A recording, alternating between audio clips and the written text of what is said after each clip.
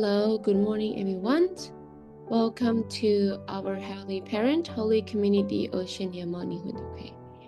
Today we have Reverend Stone representing on this Saturday, 29th of August 2026, or the 17th of July, 14 years of Johnny Cook. Thank you all for coming. Now let's begin by offering a bow to our Heavenly Parents and to parents of heaven, earth, and all humankind. 하늘 부님과 전지인 참 부님께 경배. 바로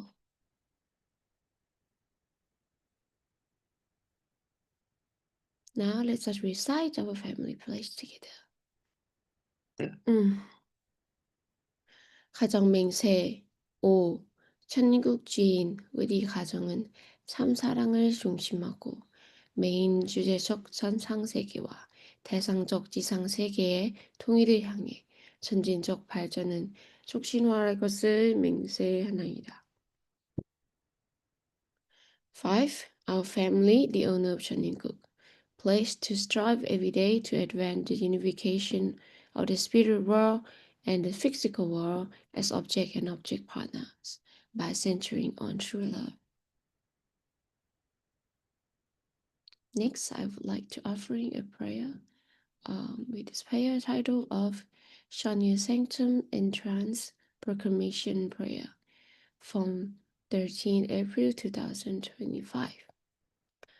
Heavenly Parent, the Creator and Master of the universe, today we have finally reached this unique day.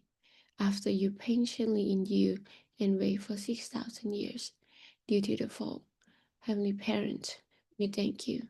We offer our profound gratitude and our humble apologies. Now you are truly the rightful master on this earth, our second, third, and fourth generation, the pure water, born of many blessed family who exist because of two parents, are going out to the world to impart the vision of your earthly kingdom across the land.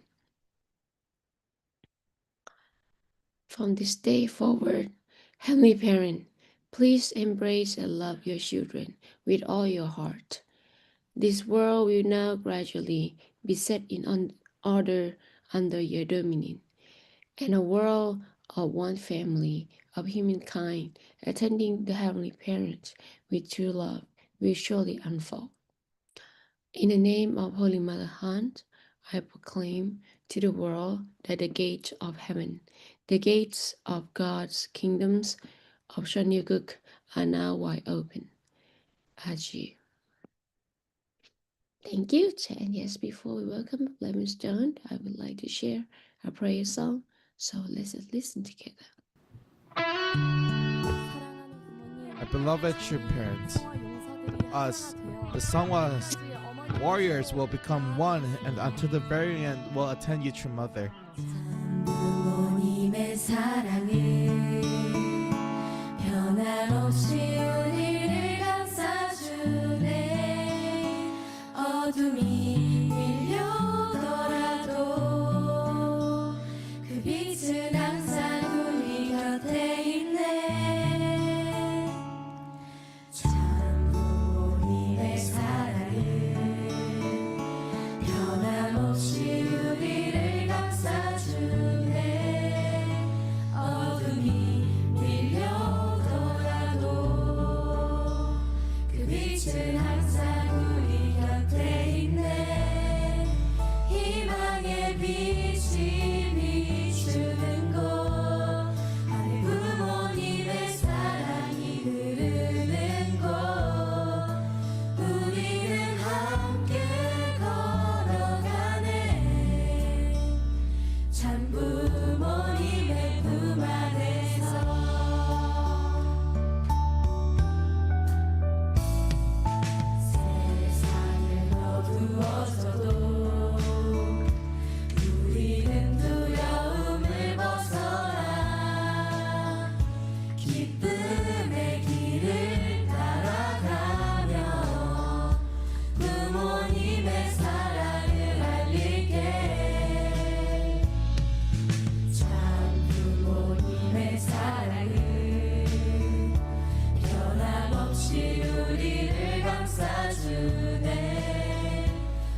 어둠이 밀려오더라도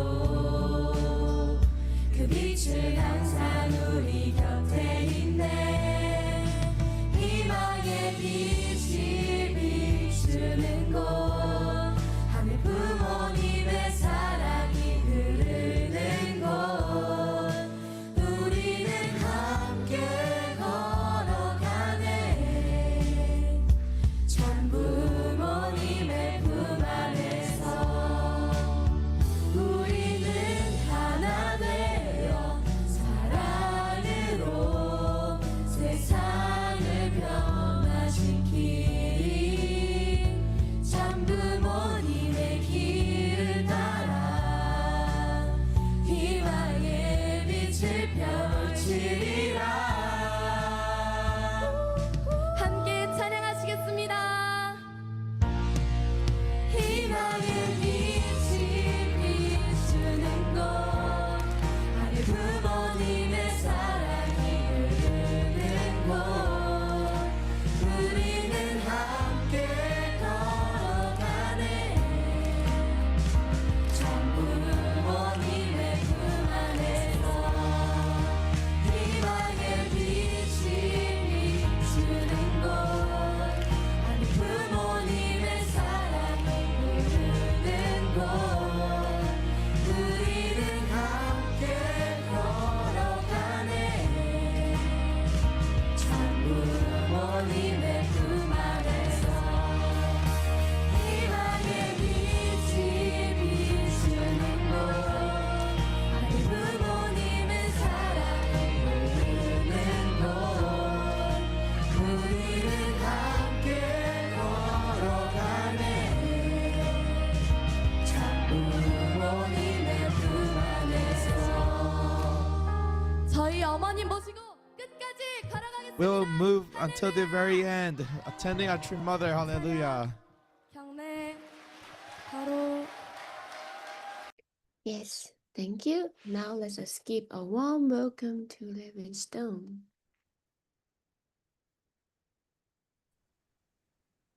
So good morning, everyone, and happy 40th anniversary to Father Sungwa today.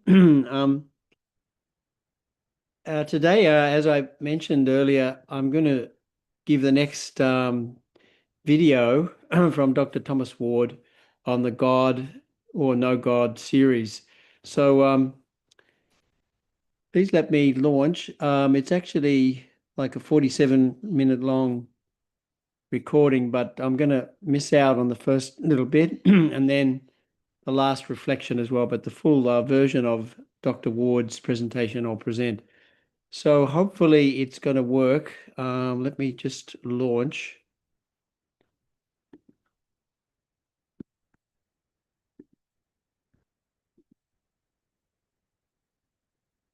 Okay, so you can all see that. I'll just hopefully also that'll be, you'll hear this as well. So let's go. Served as the sixth president of the Unification Theological Seminary, and prior to that, he served as vice president and dean of the University of Bridgeport. In the 1980s and early 1990s, he served as the executive vice president of CAUSA International, presenting a lecture series comparing the God-affirming views of Western democracy to the God-denying views of communism. He has traveled in more than 80 countries, including the People's Republic of China, the Soviet Union, North Korea, and Nicaragua. And it is my sincere pleasure to introduce to you Dr. Thomas Ward. Let's welcome him at this time. Dr. Ward. Thank you very much for your kind introduction, Dr. Edwards, and Dr. Madeline Clark-Alexander. Thank you for your beautiful and inspiring prayer. And I'm grateful that both of you could take the time to join us today. I wanted to express my gratitude and my recognition to Dr. Ki-Hun Kim for inviting me to be part of this event. I want to also thank Reverend Bruce Grodner and Dr. Robert Kittle, who have been mentoring me as we go through this process. I'm grateful to be joined here today by Dean Stephen Boyd, the Dean of the HJ International Graduate School, Dean of Admissions, and a dear colleague that I've worked together with for some 40 years. So good to see you here, Dean Boyd. And I'm also grateful for my colleague, Dr. Claude Perrotet, who is the director of the Research Institute for the Integration of World Peace and also a professor at HJI. I'm also grateful that my wife is here today. She's taking notes and she will correct me about anything that I say that is improper. So you don't have to worry too much. So thank you, Alexa, for being here too. I really appreciate it. I was wondering about where to start, and based upon some feedback that I got on Monday from several colleagues here concerning my presentation, I wanted to start with a little anecdote, which I hope will be instructive. You know, 3 weeks ago, I went to France, and I had been invited to go there by several of my children, and also was joined by several of my grandchildren. And one of my sons who knew that I speak French, he said to me, he said, "Dad, you know, forget about speaking French, because if you speak French, they'll just answer you in English, you know." So I thought, yeah, maybe so. But I went there and I spoke to people in French, and to my surprise, maybe, everybody answered me in French. And I think the reason for it is because I lived in France for a number of years. I actually met this movement when I was living in France. And I have a very strong identification with France. The reason being that some 56 or 57 years ago, I left the United States and I became a permanent resident of France. I had no intention of coming back to the United States. I was disappointed because of the war in Vietnam. I was disappointed because of the fact that we were supporting repressive governments in places such as South Africa, across Latin America, even the dictatorship under Park Chung-hee in South Korea. I was also very disappointed because of the fact that we were so far away from being ever able to achieve any kind of racial harmony in the United States because of our very checkered and shameful history. So for all those reasons, I decided to leave the United States. I actually had on my suitcase, "America, love it or leave it." You might remember that, those of you who are a little bit older. And I left, and I had no intention of ever coming back, okay? I only came back because of having encountered this movement, and I was able to begin to look at America through different glasses, not because of an American, but because of two Koreans, Father Moon and Mother Moon. They're the ones who really transformed my view and my understanding of this nation and its purpose. So I'm going to talk about some of the challenges that we face in this country, but I'm not going to be talking about that today. So I really ask your patience if you don't mind, and next week we will go into greater detail concerning some of those challenges. My talk today is actually going to focus particularly on the People's Republic of China. That opening slide may be somewhat intimidating. That's not the intention, but China has had some remarkable achievements. I don't know how many of you are aware of it, but actually China has been successful in terms of being able to address much of its poverty. More than half of the people living in the People's Republic of China today are fortunate because they are part of the middle class already. And that prosperity continues to grow and to develop. China also, if you go there, and I've visited China a number of times. I've actually had an opportunity to teach there even in a university. And from my experience, honestly, there's a lot of freedom in China. You would be surprised at how much you can be able to say all different types of things in China. However, there are certain things that you can't do. And one of those things that you can't do is you can't really criticize the highest leadership in China. And also there are serious restrictions on religion as well. My presentation today is based upon head-wing thought. And head-wing thought really represents the social teachings based upon the life and thought of Reverend Sun Myung Moon. Headwing thought recognizes that there are positives in the intentions of both the left and the right, but that God's parental love, rather than anger, resentment, or self-centeredness, needs to be at the center of human intentions and actions to allow those positives to come to proper fruition. So the center of our thought is not just thought, but it's the feelings that should lie behind it, and those should be heavenly parental feelings. When we look at China today, one of the things that we find disturbing is that there is a corralling of religion in China. For example, in the case of China, there is an agreement with the Vatican, and that agreement is that the People's Republic of China gets to say and have a say in who becomes a new bishop in China. And so if China says no to someone, that person cannot be the bishop. So China is involved. There is this partnership. So it's a restriction, if you will, that you don't find in other places. The president of the United States doesn't have a say in who becomes the next bishop of Washington, or the next archbishop, or the next cardinal of New York, for example. Secondly, China is very concerned about Tibetan Buddhism and the Dalai Lama. The Dalai Lama is now in his 80s, and they're insisting that they want to have a say in who the next Dalai Lama will be. They don't want it to be someone who will in any way infringe upon the prevailing narrative in the People's Republic of China. Also, this is from the website of the United States Department of State, marking the 21st anniversary of the People's Republic of China's persecution of the Falun Gong. The Falun Gong is also a Buddhist movement, and this particular movement has gone through a great deal of persecution.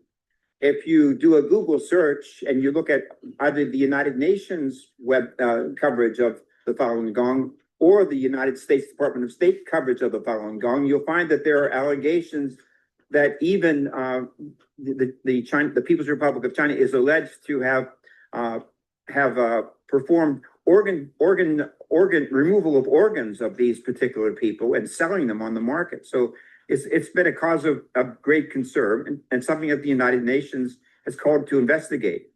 Also, the Protestant churches in China are also facing problems, and if they don't come under what's referred to as the sinicization, in other words, the making of these religions to be in conformity with the People's Republic of China, if they don't do that, then they face arrest.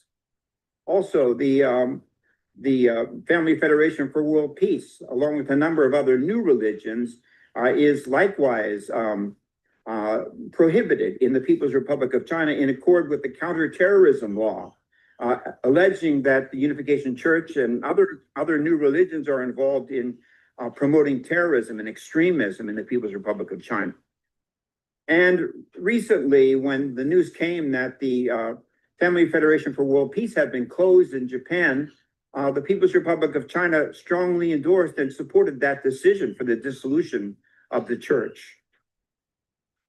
In his book, Modern Times, the British historian Paul Johnson spoke about Vladimir Lenin, who was the founder of the Soviet Union, and what Lenin's attitude was towards religion.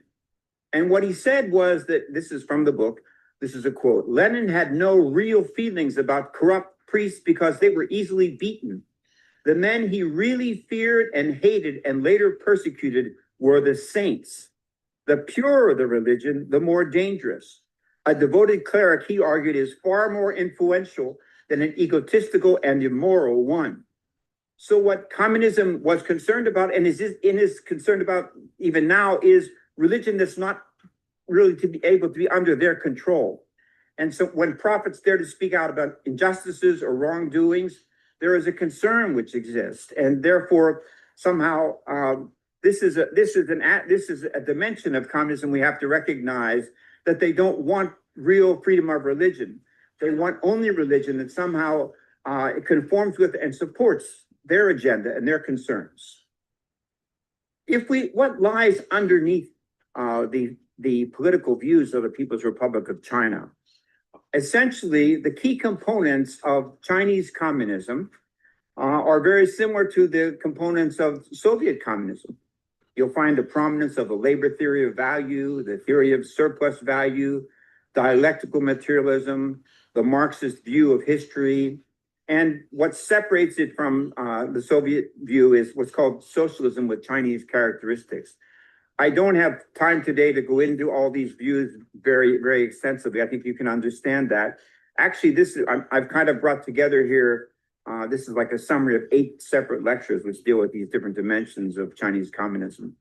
But anyways, what's central to everything is dialectical materialism within both Soviet communism and also Chinese communism. Now, according to dialectical materialism, the Marxist view is that all things in the world are based upon a principle of opposites, positive, negative, proton, electron, stamen, pistil, male, female, man, woman, etc. However, I just want to ask you, this is a question I asked AI. I asked AI, is it true that men and women are opposites? And this is the answer that I got using Gemini. No, a man and a woman are not true opposites. Instead, they share vast psychological and biological similarities, making them complementary human counterparts rather than polar binaries. So AI begs to differ with the Marxist view in terms of this idea of opposites. And headwing thought, the thought of Father Moon and Mother Moon, recognizes that there's a pair system. Man and woman, they're a pair, male and female. Animals, they're pairs. God created all things based upon a pair system. Secondly, within Marxism, there is a principle which is the dominant principle, which is unity and struggle of opposites. Unity is considered to be a temporary phenomenon, and struggle is the predominant theme throughout all of nature, and likewise throughout the social system as well. However, headwing thought says, no, wait a second, if there's a pair system, those systems work not based upon struggle, but upon complementarity.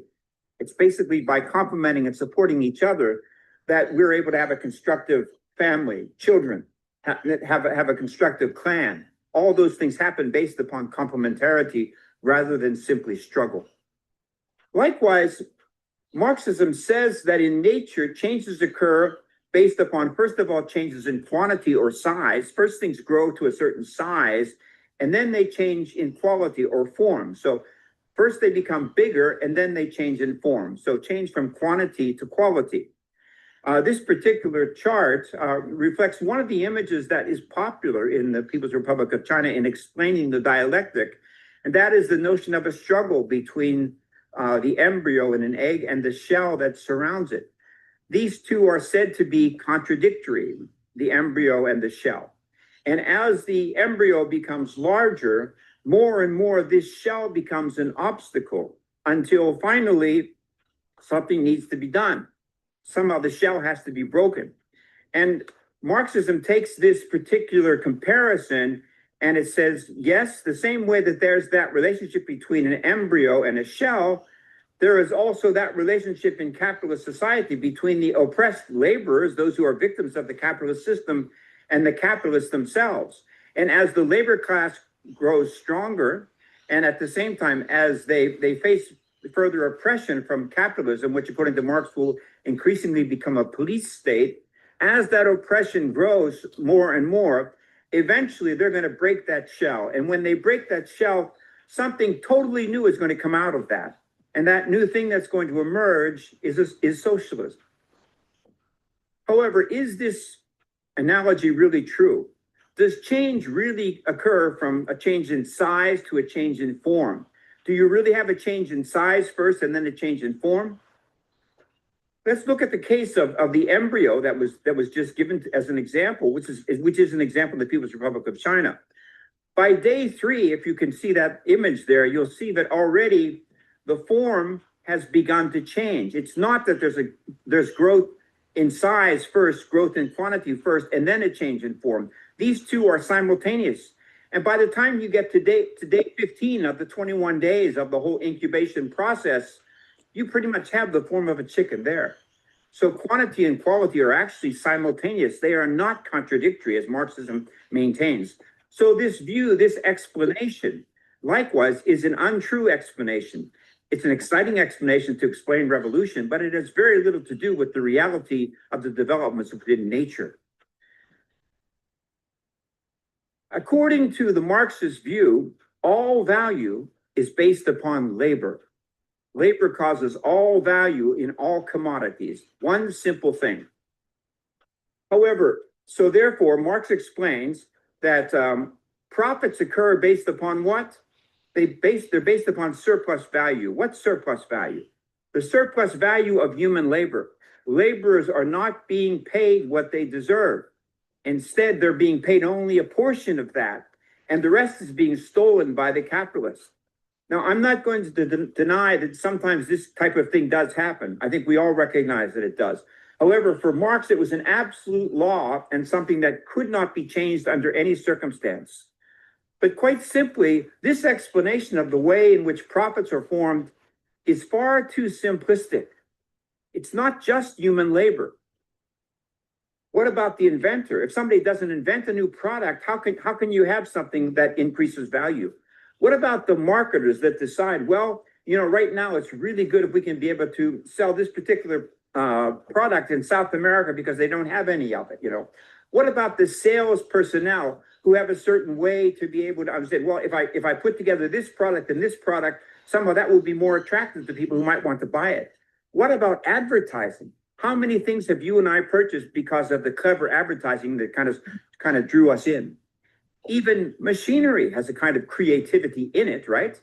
And what about artificial intelligence? What about the person that decides I'm going to invest in this? If you don't have anybody who invests in something, then the product can never be produced in the way that it needs to be produced if it's going to become a source of profit. So quite simply, the value of all commodities, Hedwig Thought teaches, is not labor. Labor is a form of creativity. But all of the things that I mentioned are also coming from creativity. You know, the creativity of the inventor, the creativity of the marketer, the creativity of the advertiser, all of those things require creativity. And that's what produces profits, not simply labor. Labor is just one form of creativity. In accordance with Marxism, human beings emerged because of apes interacting with tools. According to Engels, Friedrich Engels developed the dialectic, essentially. He said that it was because of apes interfacing with tools that, first of all, the human hand developed. And secondly, social language developed because these apes that were working together, they needed to find a way to communicate amongst each other. And thirdly, likewise, human reason developed step by step because of interfacing with the tools. Their reason developed. These are the main elements which are pointed out by Engels. However, there's a big problem here. I think you'll agree. Marx's view of the human being emphasizes dexterity, language, and reason. He says nothing about love. He says nothing about care. These things are missing from Marxism. Love is not a key factor whatsoever in terms of the Marxist view. Indeed, the British historian Arnold Toynbee made this critique regarding Marxism. He said, the weakness of Marxism is that it does nothing for the individual. Everyone has to face death and bereavement, a consciousness of his own inadequacy, errors of deed, and a host of other personal problems. For every human being, the personal successes and failures of life are the things that really matter, as you can see from the news coverage of the popular press in any country. Public affairs are a kind of luxury. Most people are unconscious of them. Now, to be told that the socialist state has the right to claim the individual's whole attention and all his loyalties because it is a higher form of existence is irrelevant to the individual's personal problems. Now, this concern with the individual's soul is the all-important missing element of Marxism, because Marxism does not recognize the importance of love as the fundamental motivation in order to create goodness, to create a sense of comfort, a sense of belonging. Human beings were not the product of labor. They were the intended end product of divine creation. How is it possible that, if you look at this chart there, how is it possible that at the end of the entire creative process, a being emerges that's able to appreciate the beauty of the sun, a rainbow, a bluebird, a fox, a a salmon, whatever. Why is it that at the end of the whole process of being emerges that can appreciate everything in the creation? An ape can't appreciate almost everything. No, the point is the creation was designed, and the ultimate end was always human beings, through whom God would be able to communicate his love to all of creation. According to Marxism, the origin of evil was the seizure of the means of production. In other words, the tools that people work with and the ability to use such tools. Interestingly, if you read Das Kapital, which is Marx's book on political economy, in chapter 26, he talks about the secret of primitive accumulation. And what he says is the primitive accumulation plays in political economy about the same part as original sin in theology. And he talks about a time long ago where there's good and evil. In times long ago, there were two sorts of people. One, the diligent, intelligent, and above all, frugal elite. The other, lazy rascals spending their substance and more in riotous living. And supposedly, according to Marx, somehow that second group, they got control of the means of production. And he closes here by saying, thus it came to pass that the former sort accumulated wealth, and the latter sort had at last nothing to sell except their own skins. And from this original sin dates the poverty of the great majority that despite all its labor has up to now nothing to sell but itself, and the wealth of the few that increases constantly, although they have long ceased to work. So even within Marxism, he talks about a kind of original sin. We know, however, that the origin of evil is the fact that we were separated from God. And because we were separated from God, we don't feel God's heart the way that we want to. If we're honest with ourselves, we say that we're children of God, but how much do we feel it? Somehow we were separated from God. We were separated in our mind and body. There are things that we have high aspirations, but many times we end up being pulled by the desires of the flesh and we don't do the things that we want to do. And afterwards we feel guilt. There's separation between men and women. Somehow we don't have the harmonious relationships that we'd like to have between husband and wife. There's a lack of heart and feeling. There's a lack of norms that are based upon that heart and feeling. And there's a lack of a heart-centered rather than ego-centered creativity in our world. So what purpose does China's re-emphasis on Marxism serve today? Why are they bringing these things up again today? Well, it's because of Marx's view of history. Marx's economic analysis of capitalism argues that it cannot be salvaged or corrected.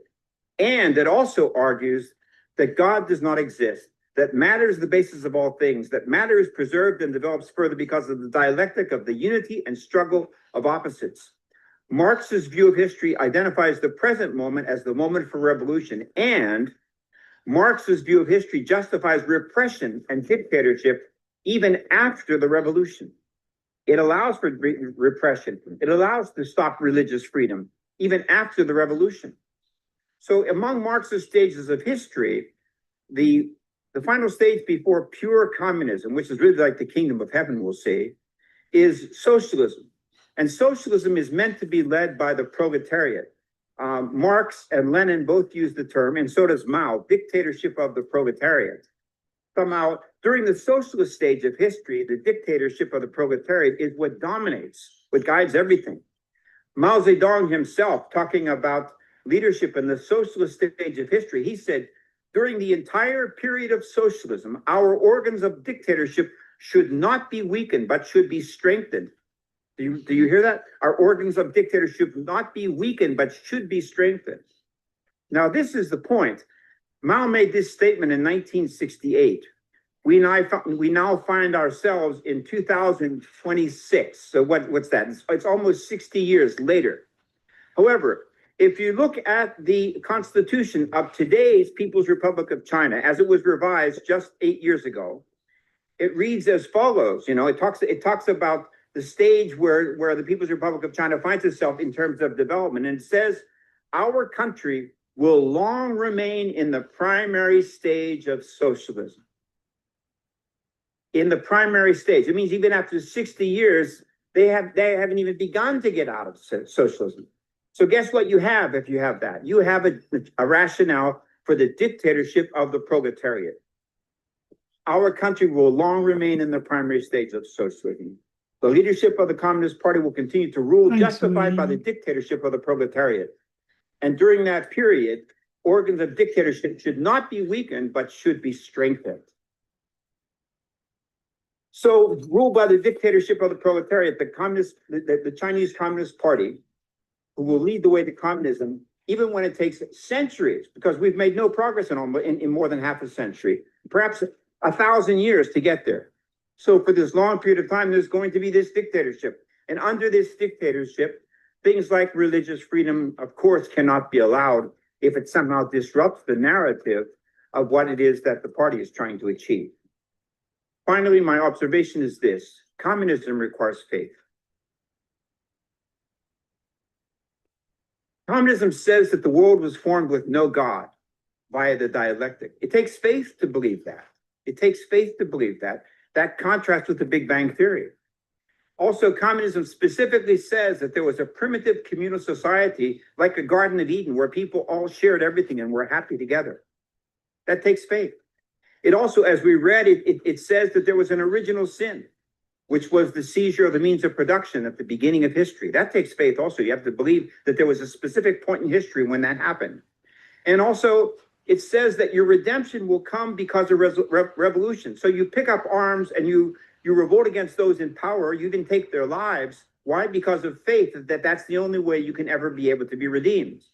And also there's faith that there will be a worker's paradise when finally all the process is over and the hundreds and perhaps 1,000 years of the dictatorship of the proletariat comes to an end. Only then will there be a worker's paradise. Now, I invite you to compare that. Again, the coming of the proletariat requires faith. You know, the idea that there will be a people that come that have no racial bias, that have no nationalism, that have no religious issues with each other, that there's no issues about gender. Everything is resolved in this state of people that Marx says he feels that it's coming at some point. That required faith as well, you know. So if you compare Marxism's beliefs with Christianity, Marxism explains how creation occurred because of the dialectic. Christianity says creation occurred by God. Marxism talks about a Garden of Eden, which is a primitive communal society. Christianity says there was a Garden of Eden. Marxism says there was a kind of original sin. Christianity says there was original sin. Marxism says that redemption occurs through revolution. Christianity says that redemption occurs through saints. Step by step, the saints bring us closer and closer to God until finally Jesus can come. Marxism believes that one day the proletariat will appear. Christianity likewise believes that Christ will appear, Christ will return. Marxism believes that there's an eventual workers' paradise. Christianity believes that eventually there will be the kingdom of heaven that's coming, as is prophesied and promised by the scriptures. Indeed, the British historian Arnold Toynbee, whom I already mentioned, he compared Marxism and Christianity. He said, do you know what Marxism is? It's a Christian heresy. It's really a Christian heresy. It's a religion. It's based upon faith. And that faith has managed to take control of one of the most powerful countries in the world, which is the People's Republic of China today. And it was able to capture the Soviet Union in the past. Communism is a religion that requires faith, quite simply. Next week, we will consider the challenges of American secularism. Yes, there are problems with communism, but there's also problems within both our secular world and also in the way in which our history has developed. And I look forward to being able to share more about that next week. Thank you very much for your kind attention.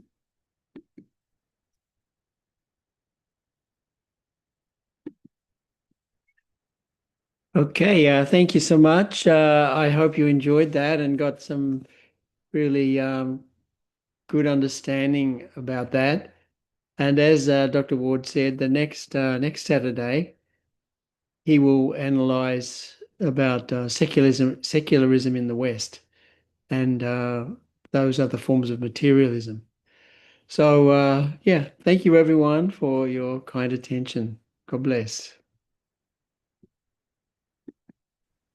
Thank you so much, Reverend Stone. And for your message this morning.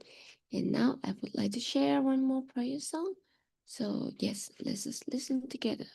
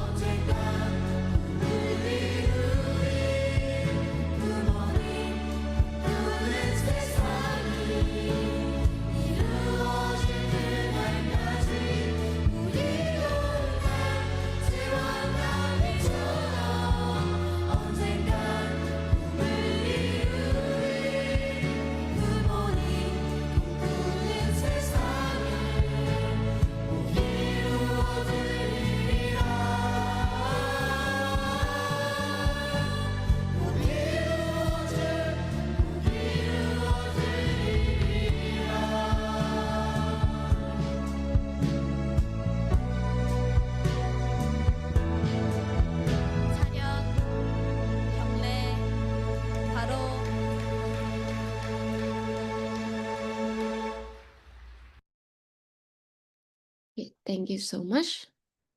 Thank you again, Livingstone, for your message this morning. Thank you for sharing it again the PCLC's video from Dr. Wash. Yeah, I also learned a lot, and I feel like it's important for us to know about Marxisms as well as even though we are a church member. Yes, I wonder if anyone would like to share their inspirations or any reflections on the message this morning. If you would like to share, you can turn on your mic. And yeah.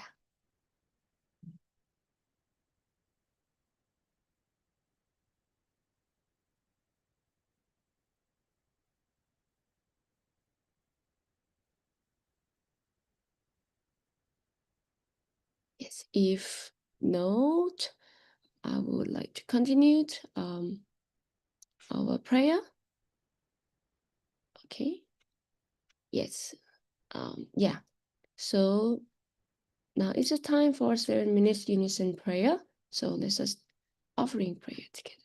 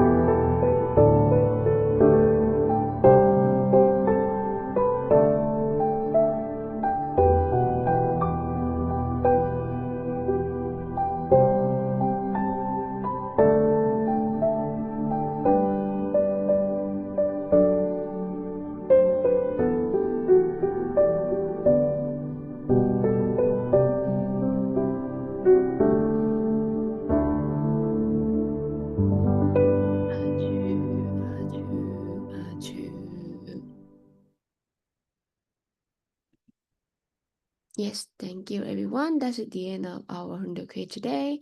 Thank you for joining us. Yeah, have a wonderful morning and see you again tomorrow. Thank you.